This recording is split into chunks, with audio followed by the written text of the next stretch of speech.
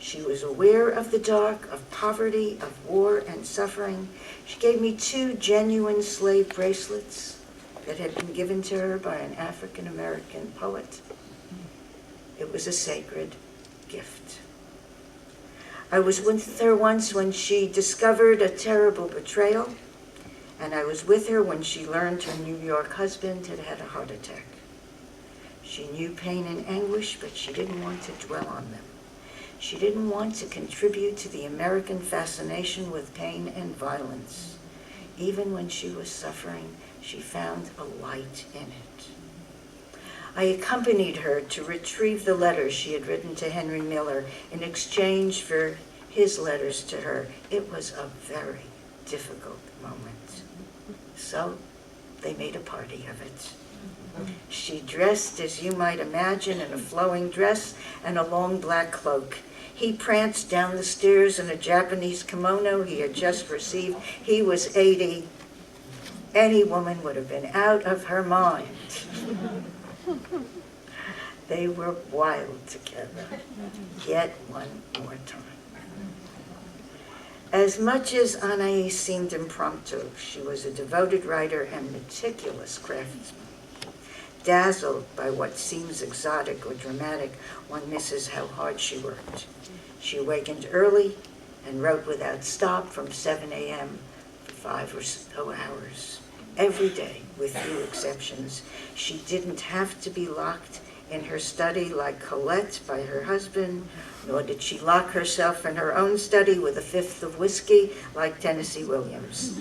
She wrote because she was called, and because she was driven, and because art and beauty and deep understanding and vision and dream mattered to her more than anything.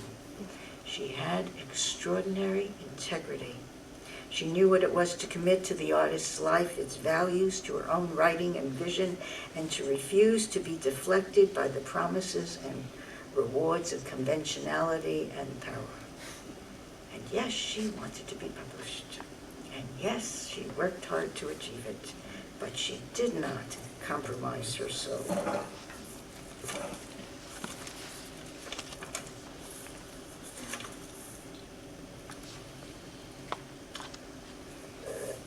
How to murder a writer.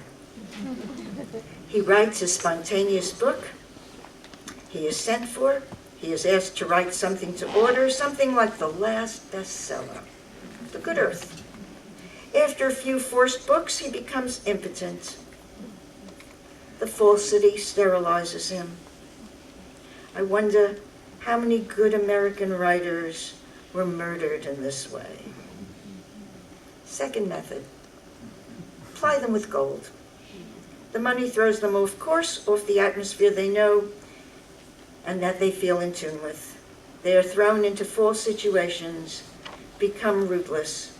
They dry up emotionally. The next line in this diary is, Japan opens war on the United States. First air raid over New York. False alarm. Shock.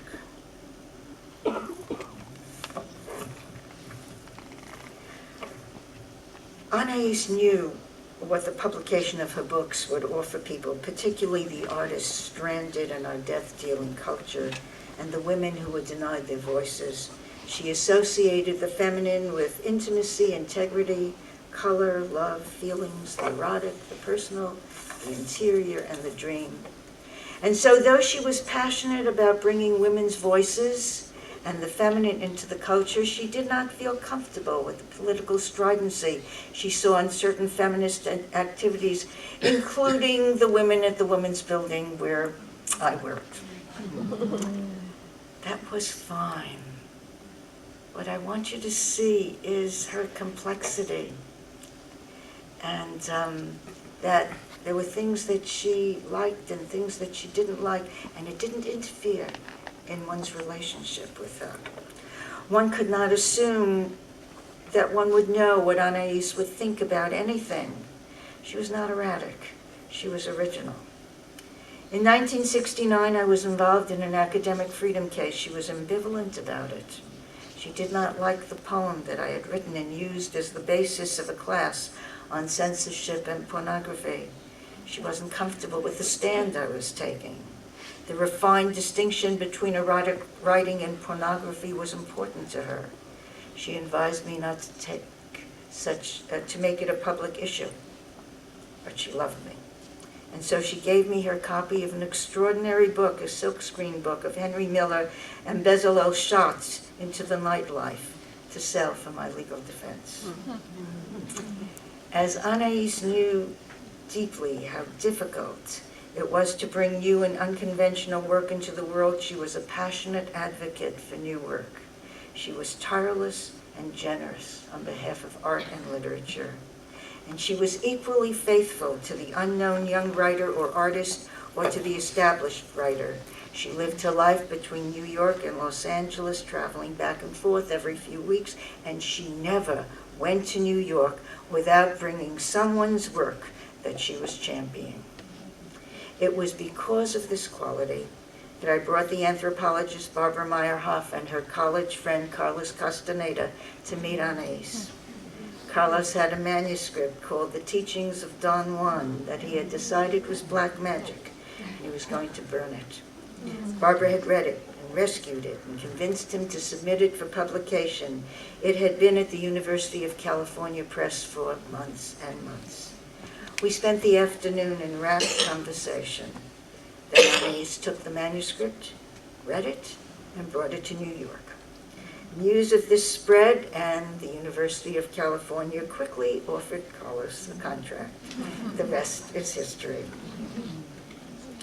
Perhaps what most characterizes Anais is the exact confluence between her art and her life. When she took Jung at his word, proceed from the dream outward, she meant into life and into art similarly. And she honored the dream for its wondrous intelligence and depth of revelation. Early in our friendship, I had finished a novel and was certain I would never write again. And Anais was adamant with me.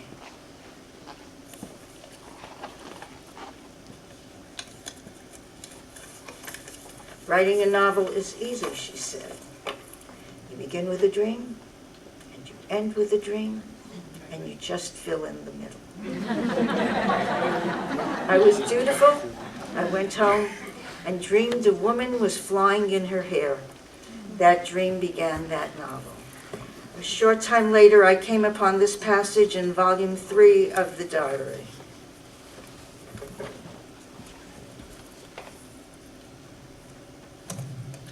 Writing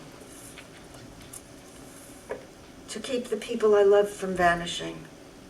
Writing against loss, against uprooting, against destruction.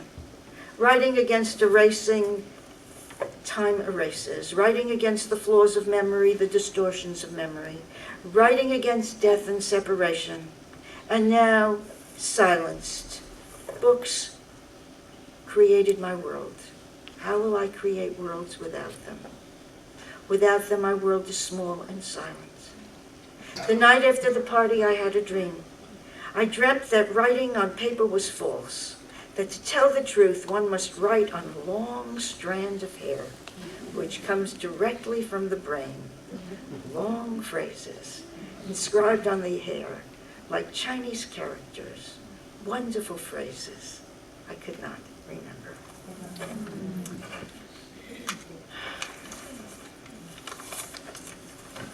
We are so indebted to her. Our lives have been profoundly changed. Things we take for granted.